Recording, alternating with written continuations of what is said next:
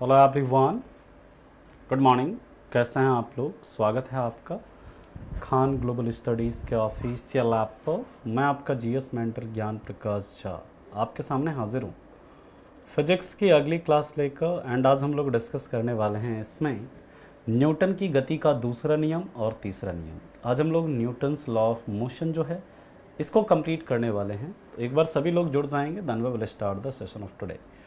Hello Tanu, Sabita, Anjali, Khurpati, boy, Sanjani, Ruhi, Bharti, Khushi, Saurabh, Devendra, शिखा, मयंक, विनीत, यश, आकाश, अमित, आशीष, अंकित, सोनू, श्रवण, मोनू, राहुल, नेहा, आशीष, राजेश। चलिए सभी लोग जुड़ चुके हैं तो हम लोग स्टार्ट करते हैं आज के सेशन को।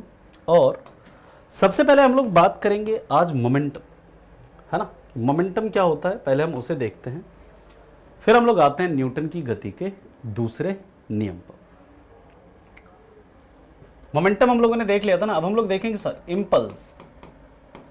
इम्पल्स हम लोग देखेंगे। मोमेंटम तो हम लोगों ने पिछली क्लास में देख लिया था। इम्पल्स या फिर जिसे हम क्या कहते हैं, आवेग। आवेग की बात करते हैं तो सबसे पहली बात याद रखेंगे, आवेग है क्या। जब आवेग की बात करते हैं तो याद रखिएगा संवेग में परिवर्तन को, संवेग में परिवर्तन को आवेग कहता है। सिंपल।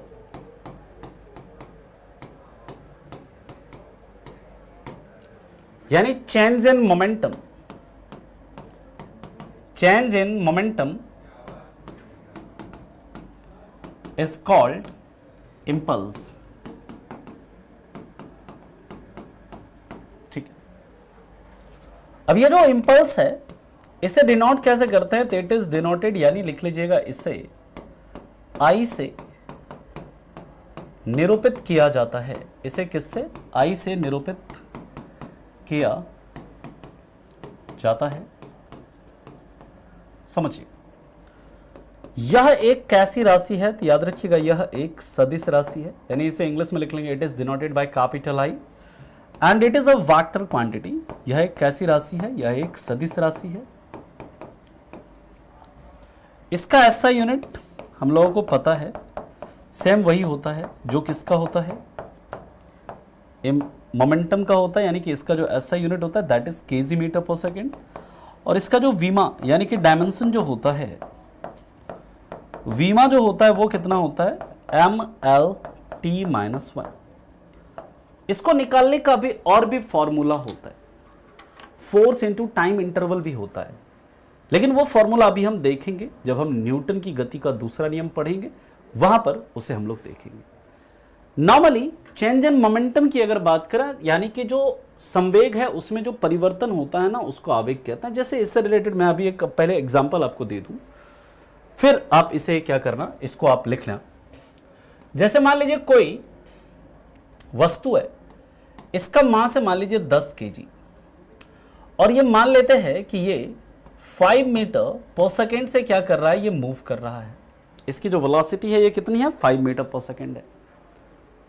अब इस पर कुछ फोर्स अप्लाई किया गया, कुछ बल इसके ऊपर आरोपित किया गया, जिसके कारण मास तो चेंज नहीं होगा, मास तो वही रहेगा, लेकिन जो इसकी वेलोसिटी है वो कितनी हो गई, 15 मीटर पर सेकेंड हो गई। किस कोई बल हमने इसके ऊपर आरोपित किया, और इस बल को आरोपित करने से जो इसका जो वेलोसिटी है वो कितना हो गया, 15 मीटर पर सेकेंड हो गया। और आपसे पूछे अब कि क्या इसका इंपल्स क्या होगा, यानी इसका आवेग क्या होगा। आवेग बराबर क्या होता है, मोमेंटम में जो चेंज हुआ है। मान लीजिए अगर हम अंतिम जो संवेग है, जो फाइनल मोमेंटम है, उसे हम लोग डिनोट कर रहे हैं किससे, पीएफ से। और जो इनिशियल मोमेंटम है उसे डिनोट कर रहे हैं हम लोग किससे, पीआई से। यानी कि इसका जो फॉर्मूला हो जाएगा वो क्या हो जाएगा, अंतिम संवेग घट माइनस प्रारंभिक संवेग।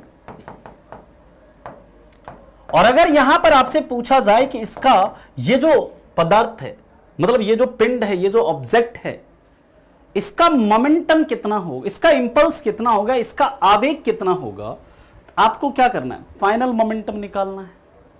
फाइनल मोमेंटम को कैसे निकालेंगे, तो फॉर्मूला है m इंटू वी, ये फाइनल मोमेंटम का।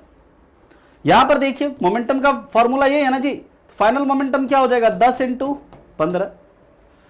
प्रारंभिक संवेग क्या होगा, मास इंटू वेलोसिटी। क्या है प्रारंभिक, शुरुआत में वेलोसिटी कितनी है इसकी 5, क्या हो जाएगा 150 माइनस 50 यानी कितना 100 केजी मीटर पर सेकेंड, यानी कि इसका जो इंपल्स होगा वो कितना होगा 100 केजी मीटर पर सेकेंड होगा। ठीक, इस तरह से आप किसी भी ऑब्जेक्ट का, किसी भी पिंड का क्या निकाल सकते हो, आवेग निकाल सकते हो, इंपल्स निकाल सकते हो। पहले आप इस पॉइंट को लिखिए, इन सभी पॉइंट को, फिर हम लोग चलेंगे इसके अगले पॉइंट पर। अब हम लोगों को समझ में आ पाएगा कि न्यूटन की गति का दूसरा नियम क्या है, अब हम लोग समझ पाएंगे इसे। तो फटाफट पहले आप इसे लिखो, ठीक है, फटाफट पहले आप इसे लिखिए। यहां तक किसी को कुछ समझ में नहीं आया है तो बता सकते हैं। 15 मीटर पर सेकंड ये दिया गया है ना, कोई बात नहीं है, फिर से समझा देंगे, नहीं समझ में आया है तो। देखिए आवेग क्या होता है, किसी भी पिंड का जो संवेग है उसमें जो परिवर्तन होता है ना, उसमें जो चेंज होता है ना, उसी को आवेग कहते हैं। ठीक है, ये आवेग जो है ये एक कैसा राशि है, सदिश राशि, और इसे कैपिटल आई से डिनोट करते हैं। इसका जो यूनिट होता है केजी मीटर पर सेकंड होता है, जो संवेग का यूनिट होता है वही आवेग का यूनिट होता है, और डायमेंशन क्या हो जाएगा mlt -1। अब इसे समझिए, कह रहा है कि कोई पिंड है जिसका मास कितना है 10 किलोग्राम है, और ये 5 मीटर प्रति सेकंड से क्या कर रहा है, गति कर रहा है। लेकिन इसके ऊपर हमने कुछ बल आरोपित किया, बल आरोपित करेंगे तो इसका वेलोसिटी क्या होगा, बढ़ेगा। इसका जो वेलोसिटी क्या है, बढ़ेगा ना। तो जैसे इस पर फोर्स अप्लाई किया तो इसका वेलोसिटी क्या हो गया, 5 मीटर से बढ़कर कितना हो गया, 15 मीटर पर सेकंड हो गया। तो अब यहां इसका संवेग जो है उसमें क्या हुआ, चेंज हुआ। इसका संवेग यहां कुछ है, यहां कुछ है, तो इस संवेग में जो चेंज हुआ ना, इसमें जो अंतर हुआ, इसमें जो बदलाव हुआ, इसी को हम लोग क्या कहते हैं, इसी को हम लोग कहते हैं आवेग कहते हैं। अब आवेग अगर आप निकालोगे तो आवेग क्या, जो अंतिम आपका क्या है संवेग है, और जो आपका इनिशियल आपका संवेग है, मतलब जो आपका इनिशियल मोमेंटम है, जो शुरू में जो संवेग है, उसके बीच जो अंतर होगा वही क्या हो जाएगा, आवेग हो जाएगा। यहां पर आप देखो संवेग कितना, संवेग का फॉर्मूला आपको पता है, मास इंटू वेलोसिटी होता है, द्रव्यमान गुने वेग होता है। तो इसका संवेग यहां पर कितना होगा 150, यहां पर संवेग कितना है 50, यानी संवेग में देखो कितना चेंज हुआ, 50 था 150 हो गया, कितना चेंज हुआ 100 हो गया। बात समझ में आ रही है? तो यहां पर जो है आपका जो प्रारंभिक संवेग और अंतिम संवेग के बीच, अंतिम संवेग और प्रारंभिक संवेग के जो बीच अंतर है वही क्या है, आपका आवेग है। आगे बात समझ में? अभी भी किसी को कोई दिक्कत है तो बताइए। ठीक, चलिए अब हम लोग बात करते हैं P। यहां पर P संवेग है सर, संवेग है P यहां पर, है ना। अब इसके आगे चलते हैं। अब न्यूटन की गति का दूसरा नियम क्या कहता है, आप समझो इसे। Newton's second law of motion, Newton's second law of motion या न्यूटन की गति का दूसरा नियम ये क्या कहता है, समझते हैं। न्यूटन की गति का दूसरा नियम ये कहता है क्या, ये कहता है संवेग में परिवर्तन के दर को, संवेग में परिवर्तन के दर को, संवेग में परिवर्तन के दर को क्या कहते हैं, वेग कहते हैं, सॉरी बल कहते हैं। संवेग में परिवर्तन के दल को क्या कहते हैं, बल कहते हैं, फोर्स कहते हैं। यानी ये कहता है rate of change of momentum, rate of change of momentum is called force. समझिएगा ध्यान से। अभी ये क्या कहता है, न्यूटन की गति का दूसरा नियम,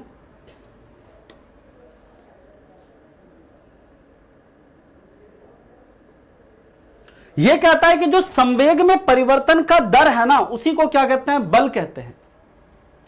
यानी कि फोर्स बराबर क्या हो जाएगा, संवेग में जो परिवर्तन है, यानी P final minus P initial, यही होगा ना। ये क्या है, अंतिम संवेग, और ये क्या है, प्रारंभिक संवेग, यही होगा संवेग में परिवर्तन। और इसमें परिवर्तन का जो दर है बटे टाइम, यानी समय। दर निकालेंगे तो कैसे, डिवाइड करेंगे टाइम से, होगा। यानी कि यहां से F इज इक्वल टू क्या आ गया, PF minus PI upon time. समझिएगा ध्यान से। क्या हम इसको ऐसे लिख सकते हैं क्या, फोर्स इज इक्वल टू, इसको संवेग में जो परिवर्तन होता है उसी को हम लोग क्या बोलते हैं, उसी को आवेग कहते हैं। क्या हम इसे I लिख सकते हैं क्या, तो यहां पर हमारा क्या आ गया, फोर्स इज इक्वल टू क्या आ गया, I इंटू टी हो गया। इंपल्स इंटू क्या हो गया, टाइम हो गया। इंपल्स बटे टाइम हो गया। यानी कि बल का यह सूत्र भी हुआ एक आवेग बटे समय। अब आप ये बताइए, क्या हम यहां पर ऐसे लिख सकते हैं क्या, आवेग बराबर क्या हम बल गुने समय लिख सकते हैं, आवेग बराबर बल गुने समय लिख सकते हैं, हां या नहीं लिख सकते हैं, बताइए।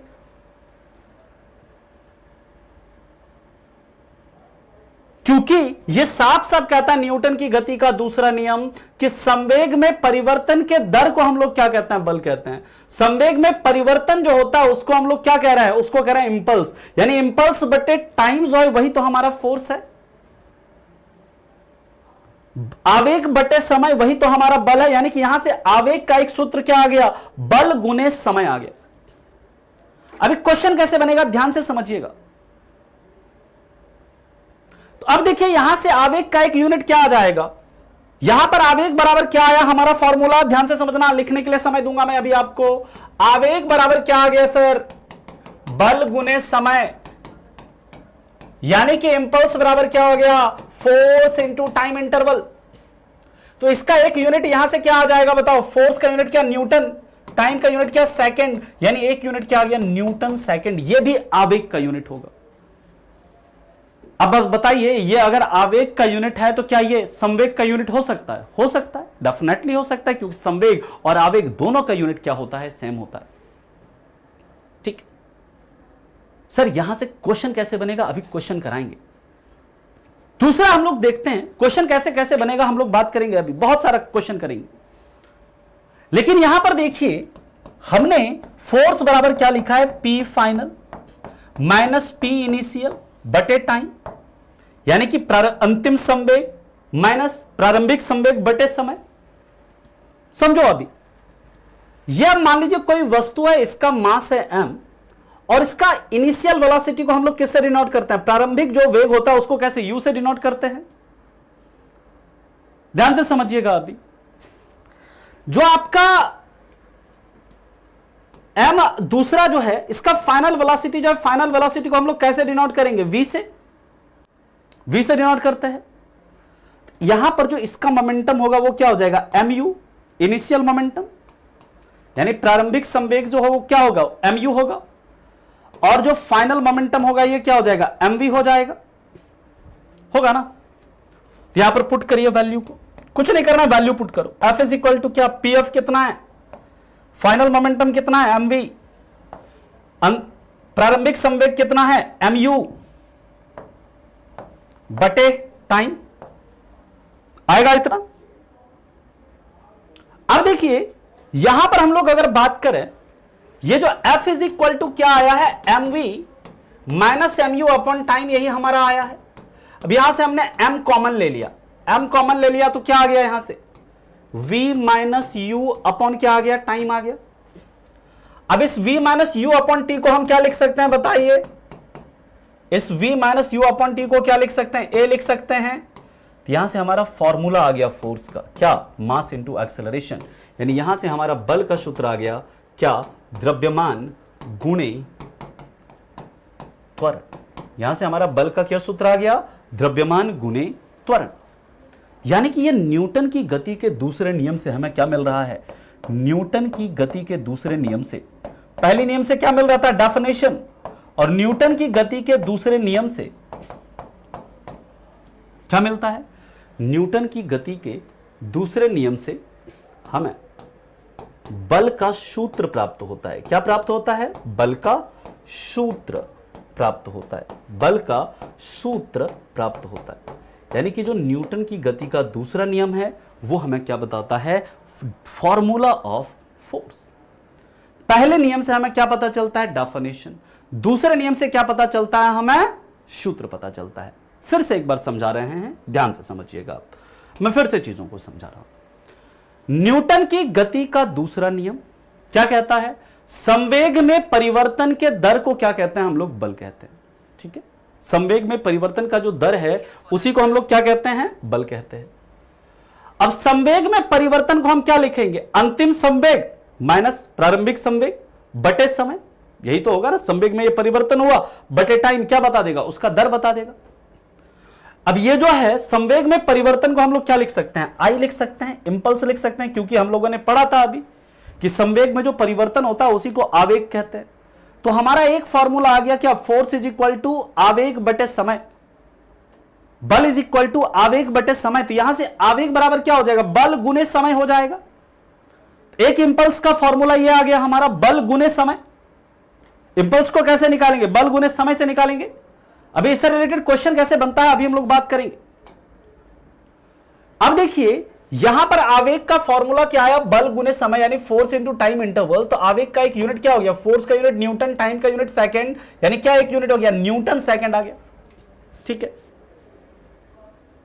अब देखिए हमारे पास फॉर्मूला क्या है? Force is equal to final momentum minus initial momentum, यानी कि अंतिम संवेग माइनस प्रारंभिक संवेग बटे समय। अब मान लीजिए कोई पिंड है, हमने माना कोई पिंड है जिस पिंड का द्रव्यमान क्या है? m है, और उसका प्रारंभिक वेग कितना है? u है, क्योंकि प्रारंभिक वेग को हम लोग u से डिनोट करते हैं। अंतिम वेग जो है उसका क्या है? v है। यहां पर प्रारंभिक संवेग क्या होगा? मास इंटू वेलोसिटी उसका m इंटू यू हो जाएगा, और अंतिम संवेग क्या हो जाएगा? m इंटू वी हो जाएगा, क्योंकि द्रव्यमान गुने वेग उसी को क्या बोलते हैं हम लोग? संवेग कहते हैं। अब यहां पर यह वैल्यू सिर्फ हमने पुट कर दिया। फाइनल मोमेंटम क्या था? mv था। इनिशियल मोमेंटम क्या था? mu था। यह हमने पुट कर दिया, डिवाइड कर दिया टाइम से। अब आप यह बताओ क्या यहां पर हम m कॉमन नहीं ले सकते हैं? इसमें से m कॉमन ले सकते हैं ना हम लोग। ऊपर हमने m कॉमन ले लिया तो क्या बच गया? v minus you divided by क्या? टाइम। अब ये v minus you upon T, acceleration का तो यही सूत्र है ना, त्वरण का तो यही सूत्र है ना। तो एक्सेलरेशन का जब यही सूत्र है तो क्या हम v minus you upon T की जगह a पुट कर सकते हैं? तो यहां से क्या आ गया? F is equal to M into A, यानी बल का सूत्र क्या आ गया? द्रव्यमान गुने त्वरण आ गया। इससे हमें क्या पता चला कि न्यूटन की गति के दूसरे नियम से हमें किसका सूत्र पता चलता है? बल का सूत्र पता चलता है। इस चीज को आप याद रखेंगे। न्यूटन की गति के दूसरे नियम से बल का सूत्र पता चलता है, याद रखेंगे। और जिन बच्चों को समझ में नहीं आ रहा है वो कमेंट करने की बजाय समझने पर फोकस करिए तो समझ में आएगा। ठीक है, क्लियर?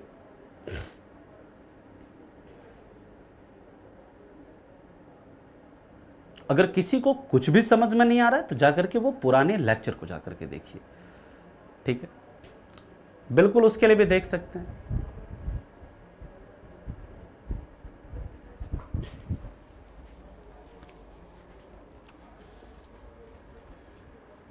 चलिए, अब इससे क्वेश्चन कैसे बनेगा हम लोग अभी देखेंगे। आप लोग को लिखना, फटाफट लिख लीजिए इसको पहले। ठीक है,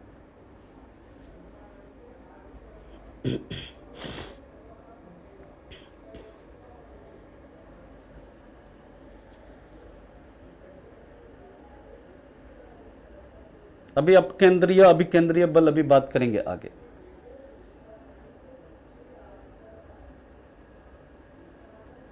अभी न्यूमेरिकल कराएंगे, है ना, न्यूमेरिकल कराएंगे, डेफिनेटली टेक्नीशियन के लिए भी है। ठीक है, चलिए अब हम लोग बात करते हैं इसके आगे। जिसको ये फॉर्मूला समझ में आया ना, फिर से समझ लो। फोर्स इज इक्वल टू क्या होता है? संवेग में परिवर्तन बटे समय। संवेग में परिवर्तन किसे लिखेंगे? अंतिम संवेग माइनस प्रारंभिक संवेग बटे समय। अंतिम संवेग यानी अंतिम वेग को किससे डिनोट करते हैं? v से।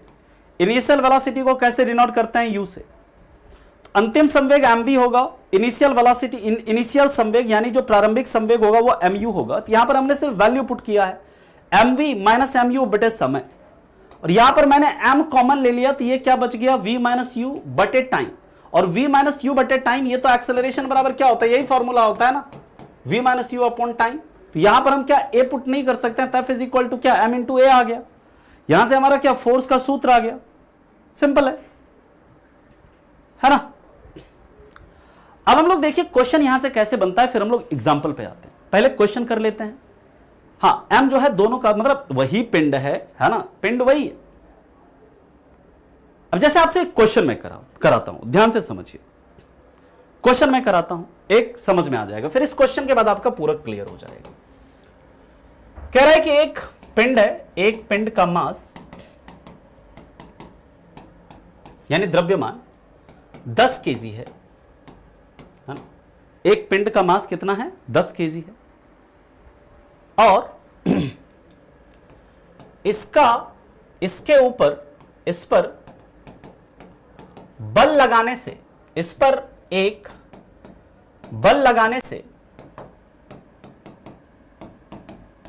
ध्यान से समझिएगा, बल लगाने से 10 सेकंड में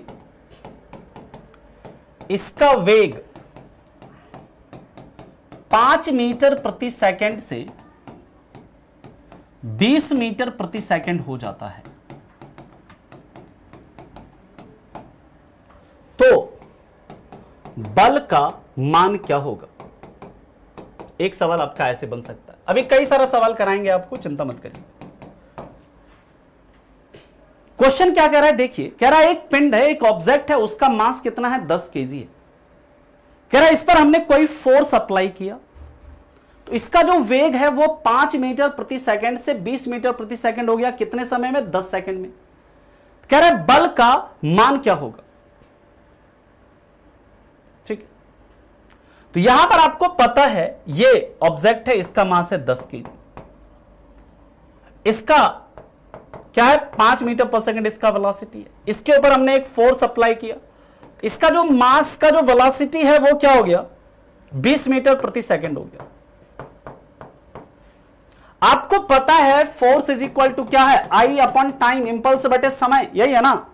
इंपल्स कैसे निकालेंगे? P final minus P initial बटे समय।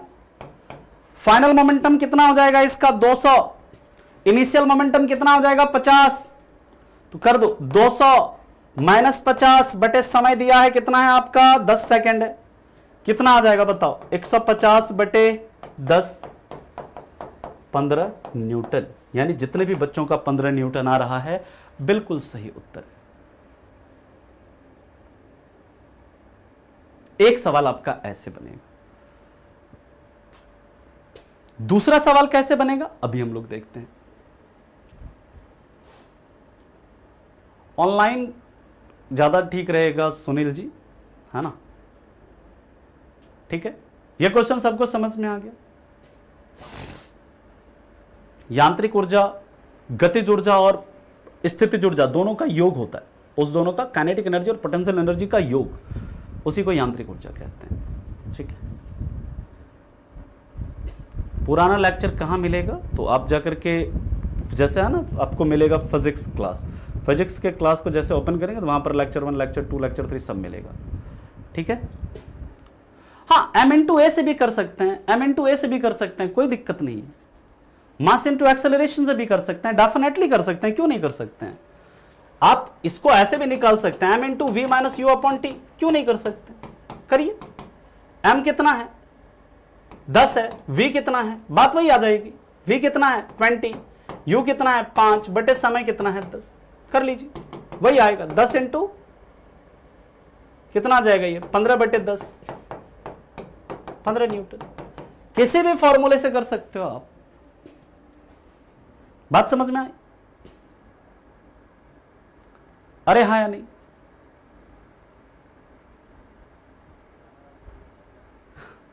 पंद्रह न्यूटन में न्यूटन कैसे आया? क्योंकि अंजलि फोर्स का यूनिट क्या होता है? न्यूटन होता है। फोर्स का यूनिट क्या होता है? न्यूटन होता है। ओके, क्लियर है? चलिए अब हम लोग बात करते हैं इसके आगे। दूसरा सवाल देखिए कैसे बन सकता है। यहां से दूसरा सवाल कैसे बन सकता है? अगर किसी पिंड पर 10 न्यूटन का बल 5 सेकंड के लिए लगाया जाए तो उसका संवेग कितना होगा? दूसरा सवाल इस तरह का बनेगा आपसे, अगर किसी पिंड पर 10 न्यूटन का बल, अगर किसी पिंड पर 10 न्यूटन का बल 5 सेकंड के लिए लगाया जाए तो उसका, सॉरी संवेग नहीं, यहां पे आवेग होगा, आवेग, उसका आवेग कितना होगा? आवेग कितना होगा? आवेग।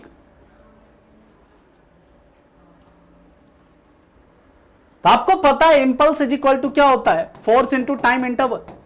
फोर्स कितना है? 10, टाइम इंटरवल कितना है? 5, यानी कितना हो गया? 50 न्यूटन सेकंड। और इसी को आप क्या लिख सकते हो? केजी मीटर पर सेकंड। बात तो एक ही। तो दूसरा सवाल आपका ऐसे बनेगा। तीसरा सवाल कैसे बनेगा उसे भी हम लोग देखते हैं। कई तरह के सवाल यहां से बन सकते हैं आपसे, कई तरह के क्वेश्चंस आपके यहां से बनेंगे। अब तीसरा क्वेश्चन कैसे बनेगा उसे हम लोग देखते हैं।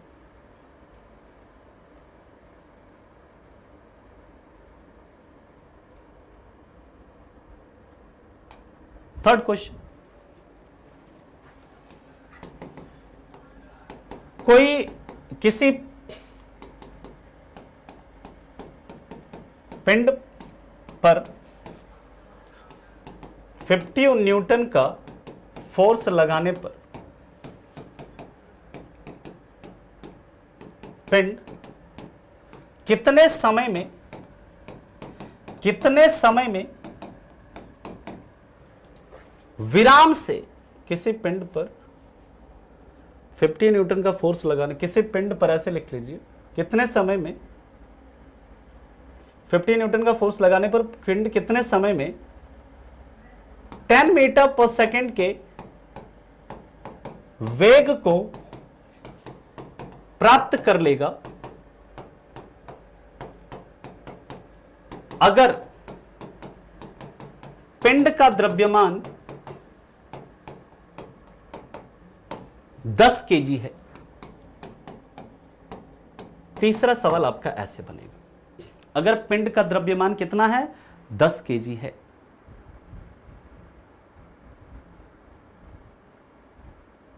ठीक है। If a force of 50 Newton is applied on an object, in how much time it will acquire a velocity of 10 meter per second if mass of object is 10 kg? If mass of object is 10 kg, यहां पर देखिए आपको पता है object है, rest में है object. ठीक, अब कह रहा है कि ये ऑब्जेक्ट का मास कितना है? 10 केजी है। आपसे पूछ रहा है कितने समय में ये क्या करेगा? 10 मीटर पर सेकेंड के वेलोसिटी को प्राप्त करेगा। कितने समय में? आपको पता है फोर्स इज इक्वल टू क्या होता है? I upon T. फोर्स आपका दिया गया है कितना? 50 है। इंपल्स निकालो, इसका मास कितना है? 10 केजी। यहां पर u कितना है आपका? 0 है क्योंकि रेस्ट में है। v आपका दिया है कितना? 10 मीटर पर सेकंड है, तो यहां पर ये 100 हो जाएगा, ये क्या? 0 हो जाएगा। यानी कि यहां पर संवेग कितना है? 0। यहां पर कितना है? 100। तो 100 माइनस 0 हो जाएगा, बटे समय कितना है आपका? समय तो निकालना है हमें, t। तो 50 इज इक्वल टू क्या हो गया? 100 अपॉन टी। तो t इज इक्वल टू कितना हो जाएगा? 100 अपॉन 50, कितना आ जाएगा? 2 सेकेंड। जिनका भी 2 आ रहा है मतलब सही है। तीसरा इस तरह का सवाल बनेगा। सबको यह समझ में आ गया? चौथा क्वेश्चन सर कैसा बनेगा, तो देखते हैं। चौथे क्वेश्चन की बात करते हैं, फिर 5वें क्वेश्चन की भी बात करते हैं। क्लियर है यहां तक सबको? सभी को समझ में आ रहा है? अब देखिए इसके आगे 5वें क्वेश्चन की तरफ, अगले टाइप का क्वेश्चन देखते हैं हम लोग। नेक्स्ट क्वेश्चन की बात करते हैं। अगला क्वेश्चन बनेगा,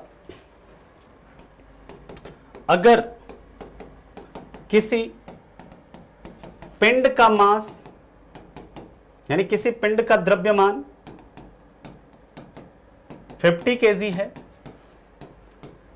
तथा इसका त्वरण 5 मीटर प्रति सेकंड स्क्वायर है, तो उस पर लगने वाले बल का मान क्या होगा? ये तो बहुत बेसिक सा क्वेश्चन हो गया।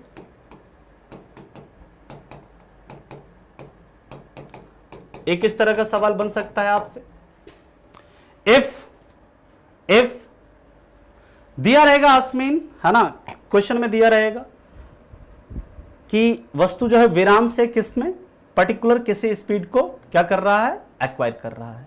ठीक है, ये तो सिंपल है। If mass of any object is 50 kg and acceleration is 5 metre per second square, then what is force applied on that object, then what is force applied on that object, F is equal to क्या हो जाएगा, M A. मास कितना है आपका, 50 है, और acceleration कितना है आपका, 5 है, कितना जगह 250 न्यूटन। अगला क्वेश्चन कैसा बनेगा समझिए, अगर किसी पिंड पर 500 न्यूटन का बल लगाने पर उसका त्वरण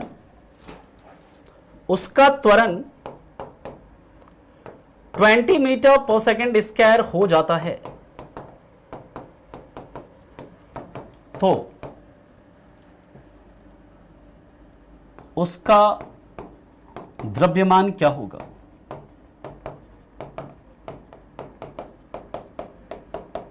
अगला क्वेश्चन इस टाइप का बन सकता है, कह रहा है कि अगर कोई पिंड है, if a force of 500 Newton is applied on any object, then its acceleration becomes 20 meter per second square. Then its acceleration becomes 20 meter per second square. Then what is mass of the object? Then what is mass of the object? Formula आपके पास पता है, F is equal to m into a. Force आपका दिया है कितना, 500, मास आपको निकालना है, एक्सेलरेशन दिया आपका 20 से कर दीजिए, कितनी बार में कटेगा, 25 बार में, यानी कि मास कितना आ गया, 25 kg। तो जिसका भी 25 किलो उत्तर आ रहा है, बिल्कुल क्या है, सही उत्तर है। सिंपल फॉर्मूला बेस्ड क्वेश्चन है, सिंपल फॉर्मूला बेस्ड क्वेश्चन है। कहां पर एक्सेलरेशन 6 था भाई, कहां पर एक्सेलरेशन 6 है, किस क्वेश्चन में बोल रहा है एक्सेलरेशन 6 है? एक्सेलरेशन तो कहीं पर 6 है ही नहीं। कौन सा, ये 5 है, 5 है, अरे अच्छा ये 6 पढ़ लिया क्या, सॉरी 5 है भाई, 5।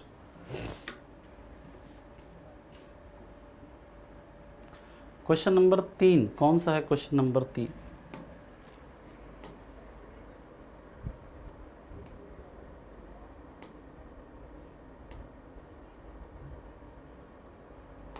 पहला क्वेश्चन ये है, दूसरा ये, पहला क्वेश्चन ये है, दूसरा ये है, तीसरा क्वेश्चन क्या है?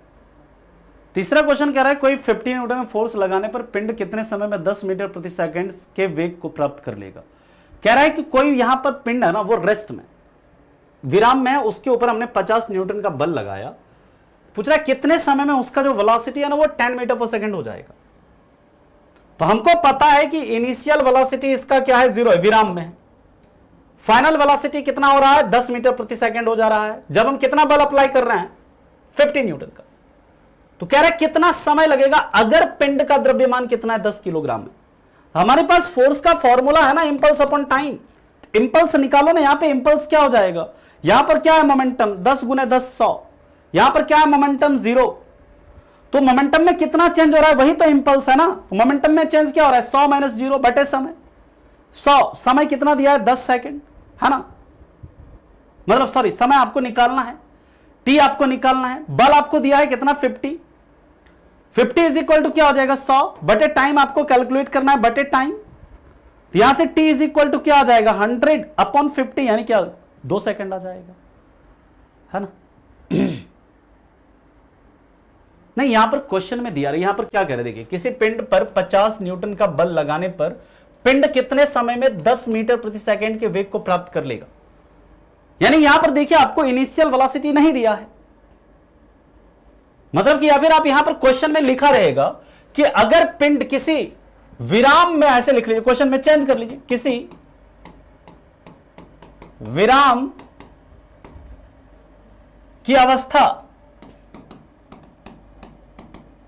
वाले पिंड पर, ऐसे लिख लो क्वेश्चन को। अब ये पता चल जाएगा आपको कि विराम में है, ठीक है। किसको जल्दी है न्यूटन की गति के तीसरे नियम पे जाने की? जैसा मैं करा रहा हूं ऐसे ही क्वेश्चंस आएंगे, जाकर के आप पुराने लेक्चर्स जाकर के देखिए, मतलब पुराने पेपर्स जाकर के देखिए, ठीक। अभी अब अगला क्वेश्चन देखिए कैसे बनता है, ध्यान से समझिएगा। कह रहा है अगर कोई पिंड है, इसका मास है 10 केजी, समझिए, और एक दूसरा पिंड है, इसका मास है 20 केजी, सॉरी मास नहीं है, मान लीजिए एक पिंड है, इसके ऊपर ध्यान से समझिएगा, एक पिंड है, क्वेश्चन लिखिएगा इसको आप, इसके ऊपर फोर्स लगाया 50 न्यूटन का, और इसका जो एक्सेलरेशन है वो कितना हो गया, मान लीजिए 5 metre per second square. 50 Newton का फोर्स लगाने पर, 50 न्यूटन का फोर्स लगाने पर इसका एक्सेलरेशन कितना हो जा रहा है 5 मीटर पर सेकेंड स्क्वायर। और एक दूसरा पिंड है, ये एक दूसरा ऑब्जेक्ट है, इसके ऊपर हम लोग 100 न्यूटन का फोर्स लगा रहे हैं, 100 न्यूटन का फोर्स लगा रहे हैं, और इसका एक्सेलरेशन कितना हो जा रहा है, मान लीजिए इसका एक्सेलरेशन हो जा रहा है 10 नहीं, मान लीजिए इसका एक्सेलरेशन हो जा रहा है 20 मीटर पर सेकेंड स्क्वायर, ठीक है, समझिएगा।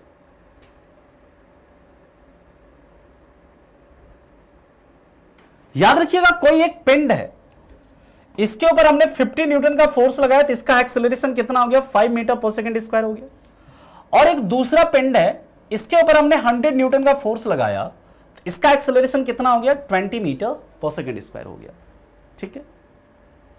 अब कह रहा है कि ये दोनों को हम एक साथ क्या करते हैं, मिला देते हैं, ध्यान से समझिए, इस दोनों को हम क्या कर रहे हैं, एक साथ मिला दे रहे हैं, और इसके ऊपर अब हम क्या करते हैं, इसके ऊपर अब हम 150,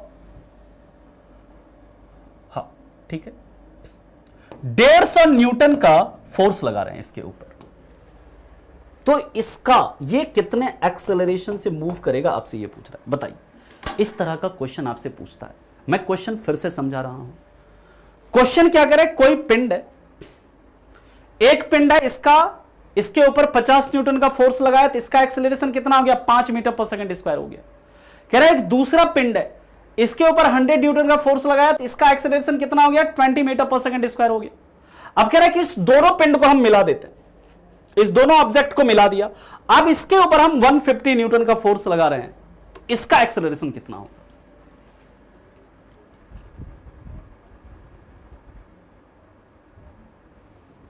ये क्वेश्चन कर लीजिए, ये सबसे मुश्किल सवाल इस तरह का बन सकता है। कहां से, न्यूटन की गति के दूसरे नियम से सबसे मुश्किल सवाल ऐसा बनेगा। बहुत सिंपल है ये क्वेश्चन, बस दिखने में आपको भारी भरकम लग रहा होगा।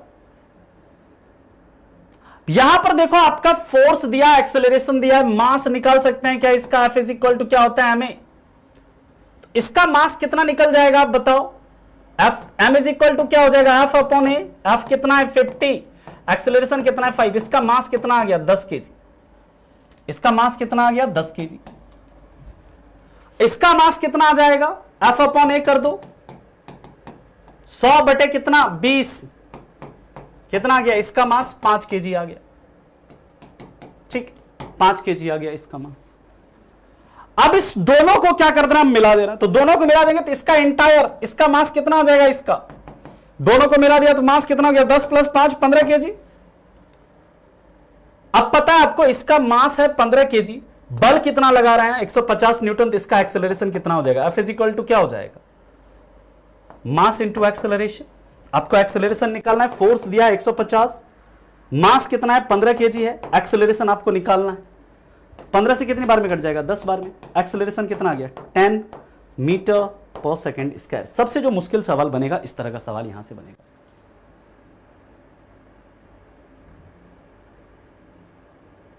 इससे मुश्किल सवाल न्यूटन की गति के दूसरे नियम से नहीं बनता। हां, अगर km/h में देगा तो फिर चेंज करना पड़ेगा आपको। यह बात सबको समझ में आ गया। अब हम लोग न्यूटन की गति के दूसरे नियम का उदाहरण देखते हैं। ठीक है, अब हम लोग न्यूटन की गति के दूसरे नियम का उदाहरण देखेंगे कि आखिर न्यूटन की गति के दूसरे नियम का क्या क्या उदाहरण है, क्या क्या एग्जाम्पल। ठीक है,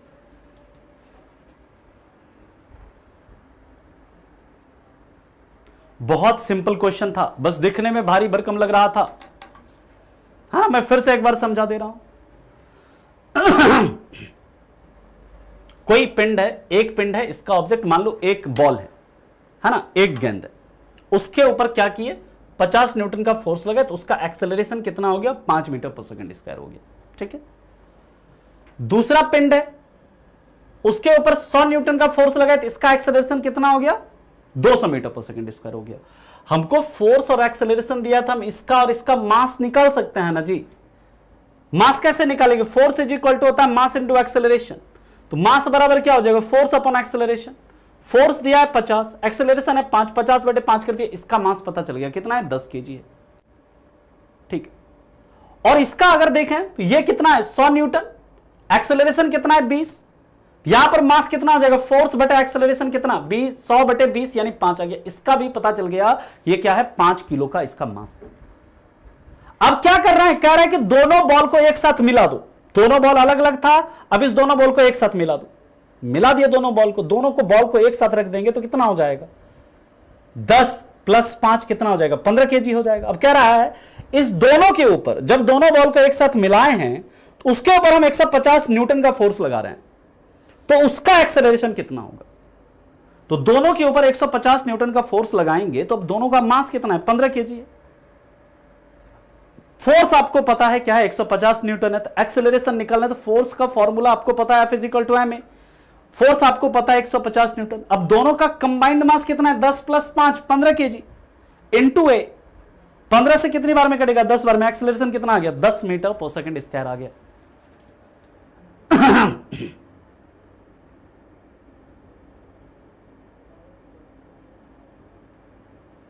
ठीक है, हाँ बिल्कुल, इनर्शिया का सारा एग्जांपल फर्स्ट लॉ का एग्जांपल होगा। अभी हम लोग न्यूटन की गति के दूसरे नियम का एग्जांपल देखेंगे। 4 से 5 क्वेश्चन आता है ना मनोज जी। चलिए, अब अगर अभी भी समझ में नहीं आया ना तो दोबारा जाकर के लेक्चर देखो तो आपको समझ में आ जाएगा। अब इसका एप्लीकेशन एग्जांपल देखते हैं, न्यूटन की गति के दूसरे नियम का एग्जांपल देखते हैं। तो पहला याद रखिएगा, किसी कील को ज्यादा अंदर डालने के लिए बड़े हथौड़े का प्रयोग करना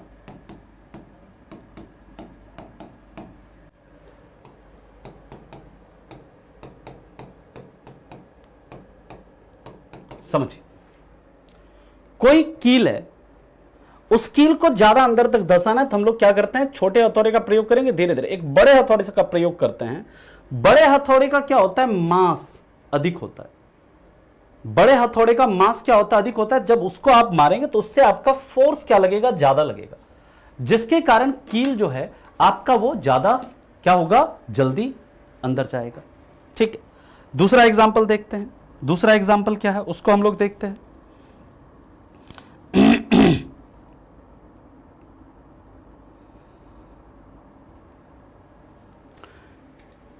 टेनिस के बॉल की अपेक्षा, दूसरा लिख लीजिएगा, टेनिस के बॉल की अपेक्षा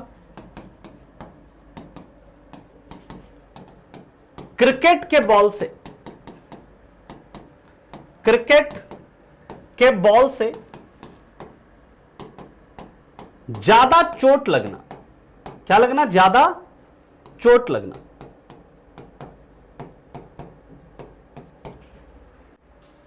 यानी जो टेनिस का बॉल है, टेनिस के बॉल से कैच करो और क्रिकेट के बॉल से कैच करो,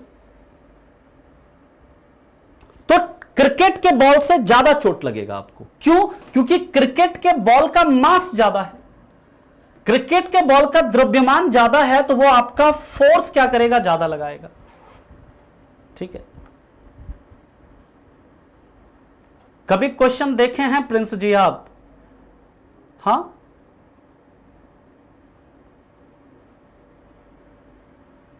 यार कुछ बच्चा यहां पर आई थिंक उन्होंने कभी कुछ पढ़ा नहीं, आकर के ज्ञान देंगे यहां पर कि सर कैसा कुछ, जैसा क्वेश्चन बनता है वैसा पढ़ाइए न। कभी पेपर देखे हो?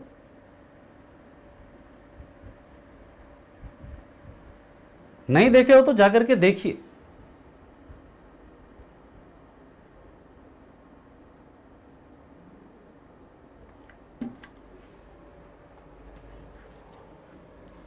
और अगर आपको लग रहा है कि ज्यादा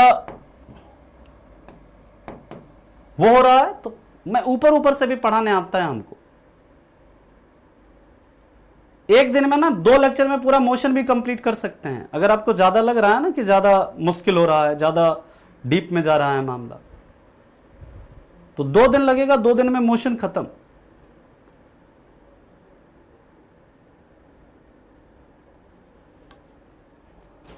तीसरा याद रखिएगा,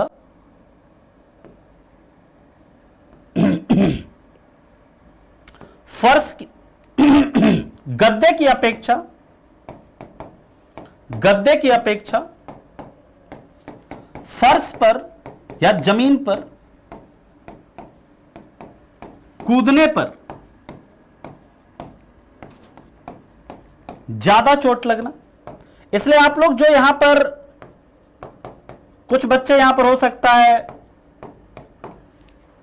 आरपीएफ कांस्टेबल की, पुलिस कांस्टेबल की, यूपीएसआई की या बिहार एसआई की तैयारी कर रहे होंगे, तो वो क्या करते हैं, वो जब ऊंची कूद करते हैं तो वो क्या करते हैं, मिट्टी को थोड़ा सा, जहां पर ऊंची कूद करते हैं वहां पर मिट्टी को हल्का कोड़ देते हैं, मिट्टी को थोड़ा सा क्या कर देते हैं, ढीला हल्का कर देते हैं, ताकि जब वो कूदें उस पर, तो जब आप उस पर कूदें तो आपको चोट कम लगे। क्यों? जब मिट्टी को आप हल्का करेंगे तो उसका मास क्या हो जाएगा, उसका मास हल्का हो जाएगा, कम हो जाएगा।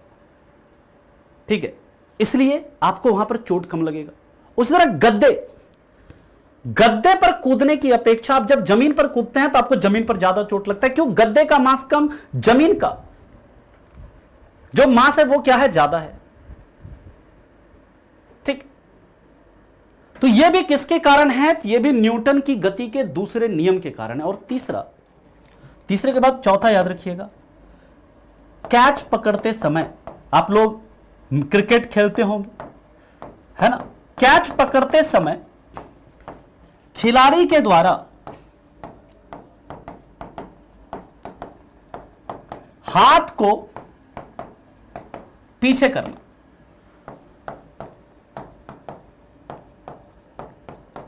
यानी कि जब आप कैच पकड़ते हैं ना, कैच पकड़ते समय जब कैच पकड़ते हैं क्या करते हैं, ऐसे हाथ को पीछे करते हैं, पीछे करते हैं, पीछे करते हैं।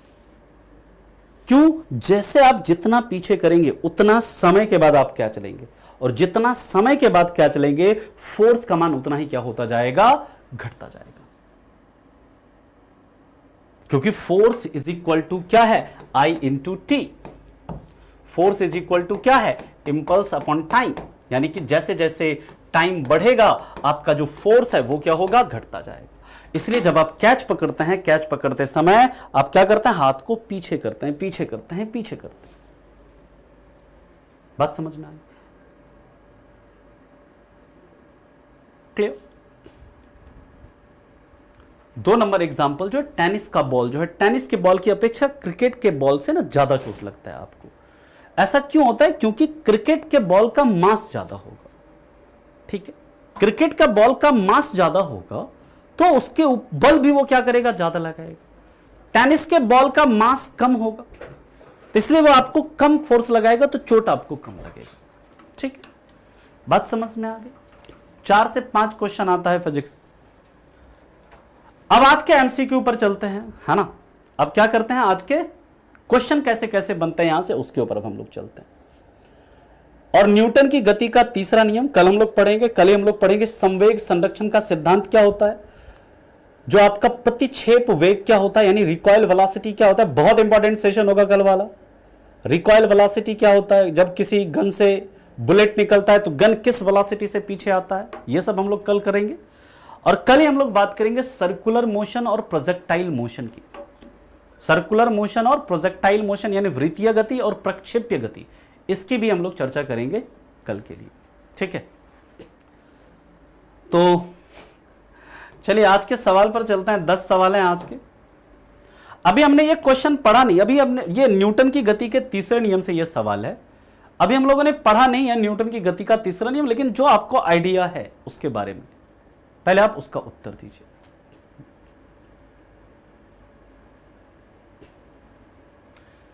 कह रहा है क्वेश्चन क्या कि एक टेबल पर क्या है, एक टेबल है, इसके ऊपर ऐसे कोई किताब रखा हुआ, ऐसे कोई किताब रखा हुआ है इसके ऊपर, ठीक है।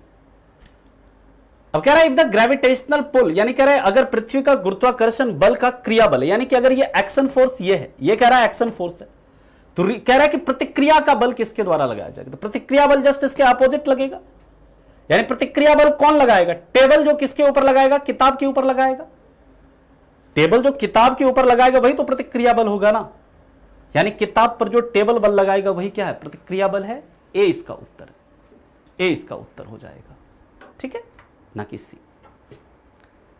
बुक जो टेबल पर लगा रहा है वो तो गुरुत्वाकर्षण है, ये कह रहा है कि एक्शन फोर्स है। ये एक्शन फोर्स जो रिएक्शन फोर्स जो होता है एक्शन फोर्स के जस्ट विपरीत होता है। ये कल हम लोग पढ़ेंगे ना जब न्यूटन की गति का तीसरा नियम, तो पूरा कॉन्सेप्ट क्लियर होगा। अगला क्वेश्चन है, देखिए अभी अभी हम लोगों ने पढ़ा, ये सब पूछा गया क्वेश्चन है आपके एग्जाम में, ये सब पूछा गया क्वेश्चन सब है। इतना इजी, यही आपको इजी इसलिए लग रहा है ना धीरेन्द्र जी, क्योंकि आप पढ़ लिया है आपने, ठीक है ना, इसलिए आपको इजी लग रहा है, ठीक है। ऐसे ही सवाल बनते हैं पेपर में। यह किस पर आधारित है, न्यूटन की गति के दूसरे नियम पर। अगला क्वेश्चन, उसको नीचे कर दीजिएगा। What is Newton's first law of motion called.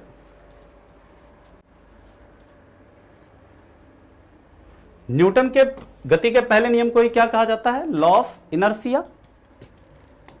चलिए ठीक है, अगला क्वेश्चन है, कह रहा है कि जब, क्वेश्चन देखिए क्या कह रहा है, जब वेलोसिटी और टाइम का ग्राफ जो है समय अक्षांश के समानांतर है, समय अक्षांश के क्या है, समानांतर है, सीधी रेखा में, यानी स्ट्रेट लाइन है ऐसे, यह वेलोसिटी और टाइम का ग्राफ है। कह रहा है कि तो क्या होगा, एक्सेलरेशन सेम होगा, एक्सेलरेशन चेंज करेगा, एक्सेलरेशन 0 होगा, वेलोसिटी कांस्टेंट है, एक्सेलरेशन क्या हो जाएगा, 0 हो जाएगा, ठीक है। चलिए अगला क्वेश्चन है, पढ़िए इसको, उत्तर दीजिए।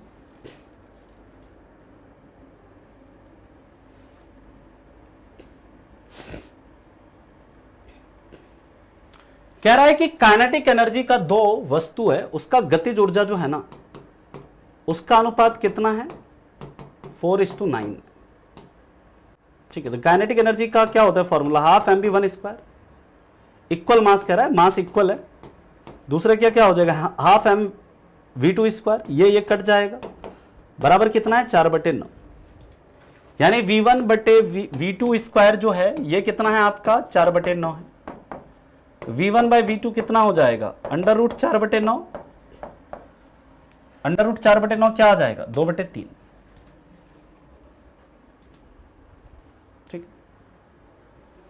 चलिए नेक्स्ट क्वेश्चन है, ये अभी हम लोगों ने पढ़ा नहीं है, ये हम लोग कल पढ़ेंगे, लेकिन फिर भी आपको आइडिया है, आइडिया होना चाहिए इस सवाल का।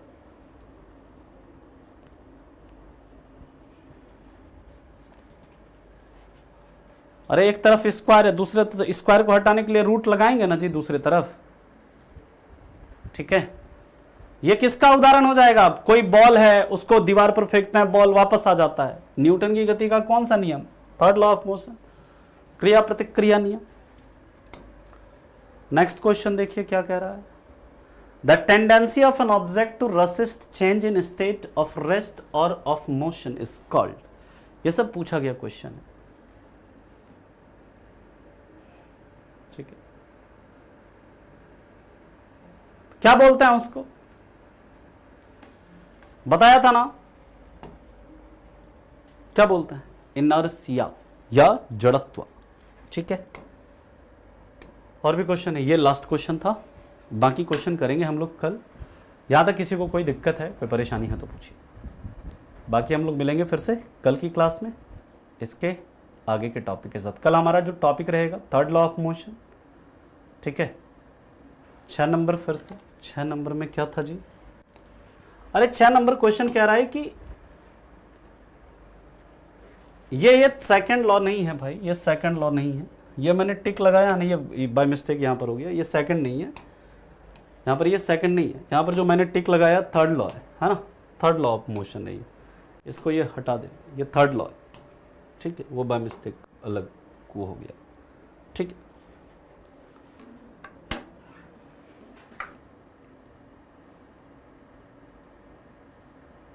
चलिए 5 प्लस है, ठीक है। 5 से ज्यादा है तो सही है, कोई दिक्कत नहीं है।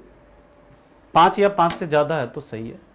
कल का क्लास बहुत इंपॉर्टेंट क्लास होगा, मैं बार बार बोल रहा हूं, क्योंकि कल हम लोग न्यूटन की गति का तीसरा नियम देखेंगे, साथ ही साथ संवेग संरक्षण का सिद्धांत देखेंगे, है ना, और साथ ही साथ वृत्तीय गति देखेंगे, है ना। ये सब चीज हम लोग कल देखने वाले हैं, ठीक है।